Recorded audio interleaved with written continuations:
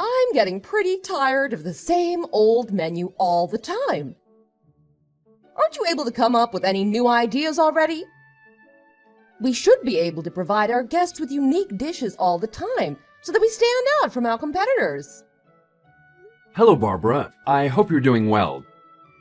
I have several new dishes that I want to add to our menu, but Benjamin still hasn't given his approval on any of them yet. Oh, but my Benny's always so busy. You must know that by now. He's not able to take that much time out of his schedule to accommodate you. Maybe you need to think of a better way to propose your ideas to him. Isn't there a way to get his approval without wasting any of his precious time? Of course, I try to keep that in mind when I share my ideas with him. But if he wants to taste everything before adding any new dishes to our menu, I want to make sure that he can enjoy it in the most delicious state. So I always accommodate his schedule to work out a good time for him to come to the restaurant. But unfortunately, he rarely comes at the time that we agreed on.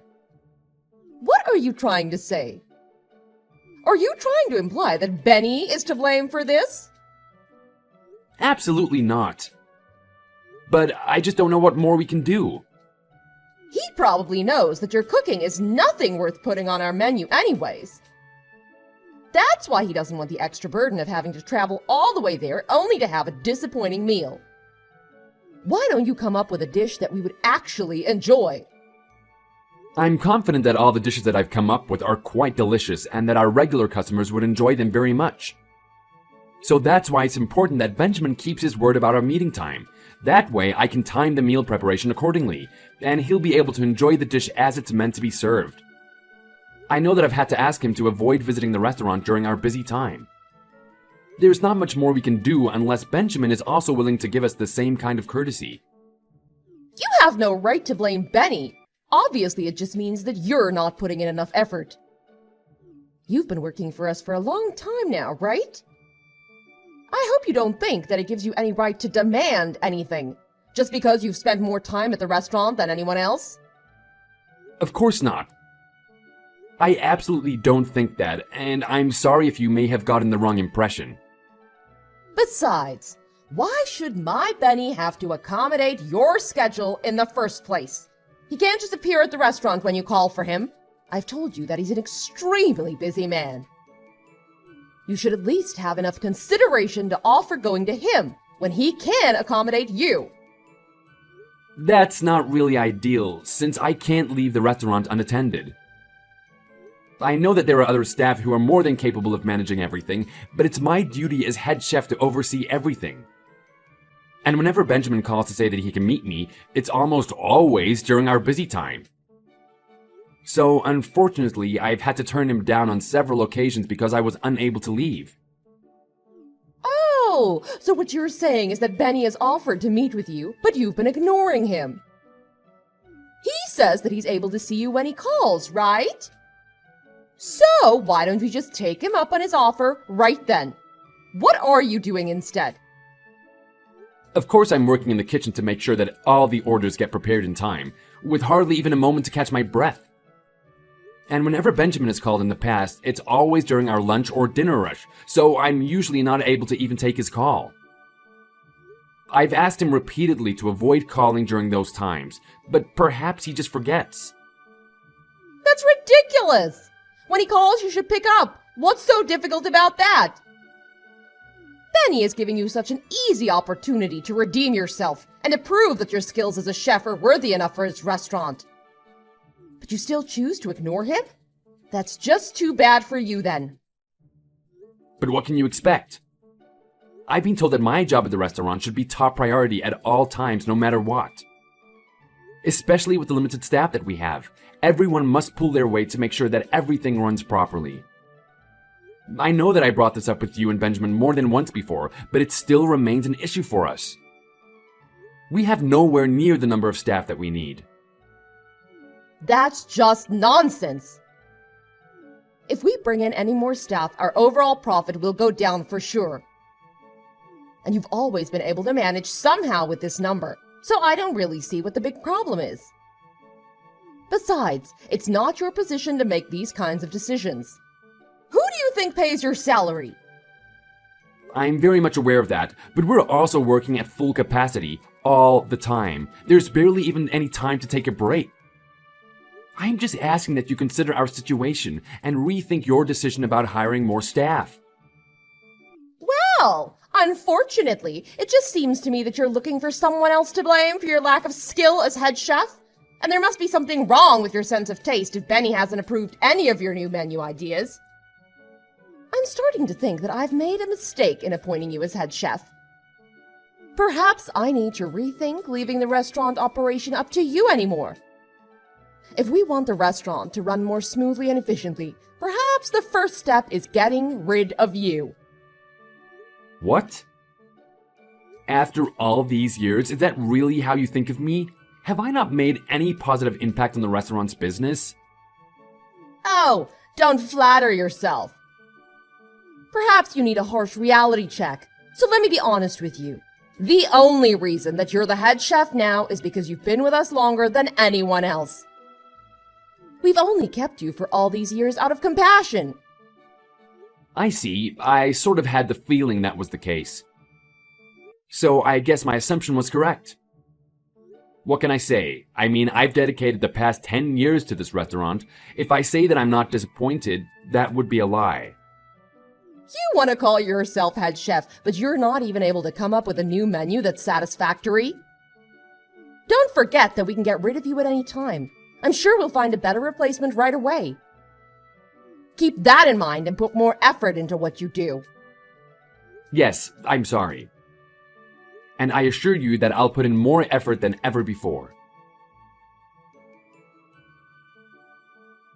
I'm very sorry for messaging you this late. But I just wanted to follow up on the menu proposal from the other day. When would you be able to come in and taste it? If you approve of it after the sample, I'd like to put it on our seasonal menu right away. Oh, that's right. I completely forgot about that. My bad. You know, I just graduated from college and it's my first year in the real world, so I've been really busy. Besides, I'd much rather be hanging out with my friends right now than having to taste some hoity-toity pretentious food all the time. I mean, why don't you try putting some wings on the menu or something? Well, I can certainly take that under consideration. Listen, I don't want to keep you from doing what you want. But I'm sure that you're well aware of this restaurant's rules. No new dishes will be added to the menu without your approval first. I know that. But you said something about using eggplant in the new dish, which I hate. I don't even want to try it, to be honest. So I might have been unconsciously avoiding arranging a time to try it. I'm sorry that it's not a favorite of yours, but eggplant is in season right now and really delicious. I tried to replace it with a different vegetable that you're more likely to enjoy, but nothing else really brought all the flavors and textures together like the eggplant. We've also been getting requests from many of our regular customers that they would like to try some dishes using eggplant. However, since we always avoid using any ingredients that aren't to your liking, there's a bit of imbalance towards the ones that we keep including. So why would you include eggplant in the new menu idea now? I've hated eggplant since I was a kid. Is this some kind of payback towards me? Absolutely not. But if we keep using only the ingredients that you enjoy, I feel like our menu will be somewhat biased. I just thought that it would be better to include a variety of seasonal ingredients in our dishes, so that we can meet our customers' requests. But it's not a really tempting offer for me. I have to go all the way to the restaurant only to be forced to eat something that I know I'll hate. Don't worry, I've already taken that into consideration, and prepared the dish so the non-eggplant lovers can enjoy it as well. I spent a lot of time experimenting with all the different flavors, so you won't be disappointed with what I've come up with. And I can assure you that it's delicious. Really? But it's not going to turn me into an eggplant lover overnight. I'm still going to hate it afterwards. Besides, my mom never made me eat anything I didn't like. Why should I have to do that for you? You're trying to force me to try it, no matter how many times I've told you that. I won't. You're just being a bully now. I never knew that you were so mean. I'm sorry. That isn't my intention at all. I was just thinking about our customers and wanting to please them first and foremost. Sure, whatever. Anyways, I don't have anything planned for today, so I guess I can go over to the restaurant. I'll be there around noon, so make sure that you have everything ready. Wait, no, that's right in the middle of our lunch rush. I won't be able to properly serve you then. Are you able to come after our lunchtime? What? So you're trying to give me orders now? Don't you know how busy I am? I'm already going out of my way to make time for you. In that case, I'll never go over there again. But there's a rumor that a very famous food critic will be in the area soon. It was mentioned in his blog recently. So we've been especially mindful of providing our best service to our customers these days, because who knows when that critic will be in here. He might even come here undercover, pretending to be a regular customer. And depending on his review of the restaurant, it'll have a huge impact on the number of people who come in here afterwards. That's how famous and influential he is. What does that even have to do with me? What difference will it make whether one food critic writes a review about us or not? All you have to do is serve delicious food, provide good service, and cater to the needs of the customers. Is it really that hard? You're right, of course. But in that case, please make sure that you keep your voice down while you're here. That's the one thing I'll ask that you promise. What do you mean by that? Well, you always like to make your presence known by raising your voice every time you're here. But that kind of rowdiness, especially during business hours, is more of an annoyance than anything. Of course, you can make all the noise you want as long as there are no customers.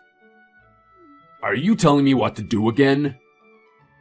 Really, you're too full of yourself. You better not forget who you're talking to.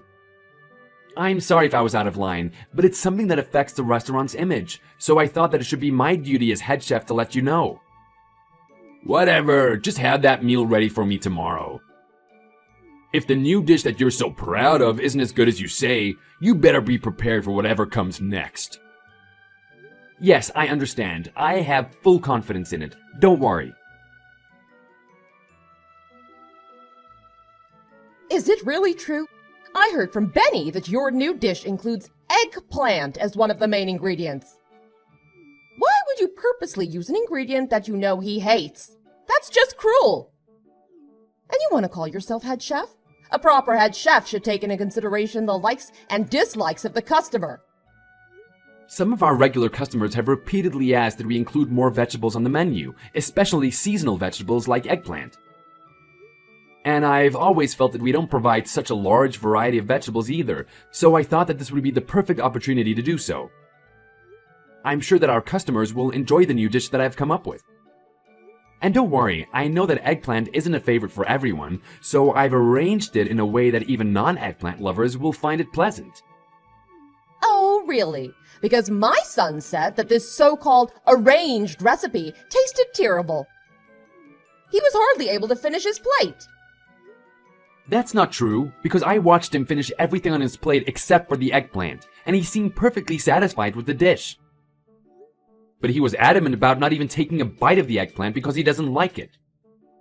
And of course, I couldn't force him to try it, so unfortunately, he left the eggplant untouched. So for now, it still remains undecided whether the new dish will be added to the menu or not.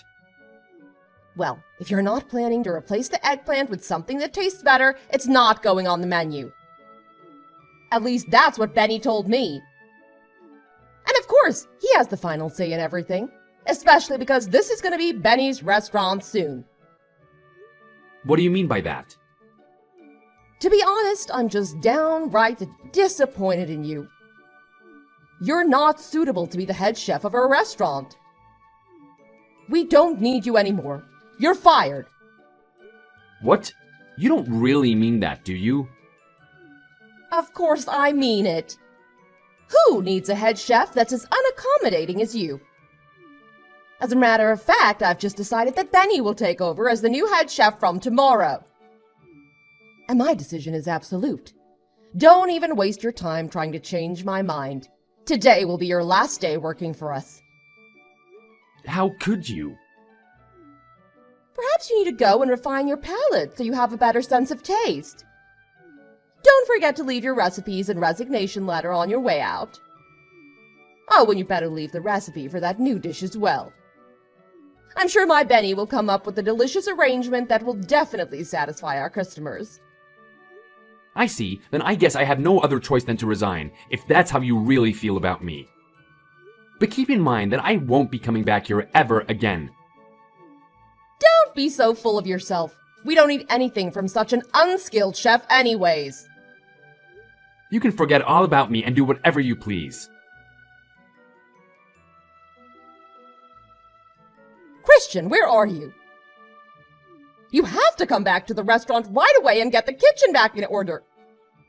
Everything is such a mess right now. Yes, so it seems.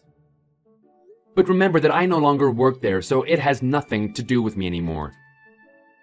Don't act like it's not your problem. You knew this would be the outcome when you quit. Sure, I had somewhat of an idea about what would happen. But I never imagined that your son would be that bad at cooking. I read the article about your restaurant on that food critic's blog. He really tore into Benjamin and mocked everything about him. It was quite entertaining to read. What article? What are you even talking about? I know nothing of any kind of food critic coming here, or any article written about our restaurant. Really? Because I certainly mentioned it to Benjamin before. There were rumors that a very famous food critic was in the area. And it seems like he visited your restaurant today and already posted that hysterical article. He wrote that Benjamin's innovative cuisine was barely edible. But he used your recipe. Why didn't it turn out the way it should? Maybe there was something wrong with your recipe. No, he didn't actually follow my recipe. In fact, he tried to be creative in his own way and ended up serving an utter disaster. Those were the words of the food critics, not mine. But anyways, it also said that Benjamin replaced the eggplant with jalapeno poppers just because they're one of his favorite vegetables. The food critic wrote that he sat down with the chef and talked about the recipe as if they were old friends. Wait, so you're saying that guy was the food critic, and he wrote that blog about us? But he was just talking and hardly touched his plate. He's known to always finish everything on his plate because he thinks that that is the best kind of respect that he can give to the chef that prepared his meal. But I guess in this case, the food was so terrible that he couldn't bear to eat it. It really makes me wonder what Benjamin's sense of taste is like. Did he even taste his own cooking? Wait, that food critic really wrote all of that in his blog? Won't that affect our business? I would think so. Regardless, he's known to be pretty harsh in his reviews, so he never sugarcoats any of his comments. But his reviews are always reliable, so he has a large number of followers who take his review seriously. I know that the restaurants that he's criticized in the past lost about half of their customers because of his bad review. Are you serious? Why did he have to come today? Well, at least your restaurant has many regular customers, so I'm sure you'll be fine. But don't forget that I was the one who served all those regular customers over the years. You should be grateful for that. Actually, even those so-called regular customers were insulting the cooking and started getting really angry. They demanded to see the head chef because nothing tasted the way it should. So I explained to them that we let you go. And you'll never believe what they did after I told them. They just got up and left, saying that they'll never be back ever again. Isn't that too bad? I never realized they had become so loyal to me, but it also makes me very proud. Come back here right now. I'll even give you your old position back. No, I've actually been hired as the head chef at a different restaurant now. So I'm never going back there again. What? They've been trying to recruit me for a while now. But I've been refusing their offer because I had my duty there as a head chef. When you fired me, it gave me the perfect opportunity to finally accept their offer, so I've officially been hired by them now. I'll even start working in the kitchen tomorrow, so I'll be ready to serve the food critic whenever he comes. I'll never allow that to happen. Get back here right now. If you're not here to manage the kitchen, this restaurant will go under. It took you long enough to realize, but it's too late now. I gave your restaurant 10 loyal years of my career, but you refuse to acknowledge the positive impact that I've had as head chef. You continuously insulted me and pretty much gave me no other choice than to quit.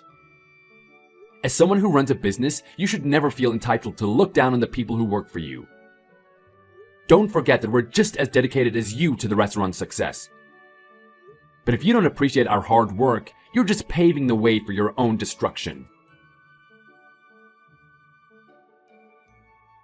The next day, the food critic appeared at Christian's new restaurant, just as he predicted, and gave a rave review of his cooking. He also had a great laugh about the episode at Barbara's restaurant and left with a full stomach. Thanks to all the praise that Christian received in the food critic's review, and together with the ridiculous episode in his former workplace, he became quite famous among the blogger's fans.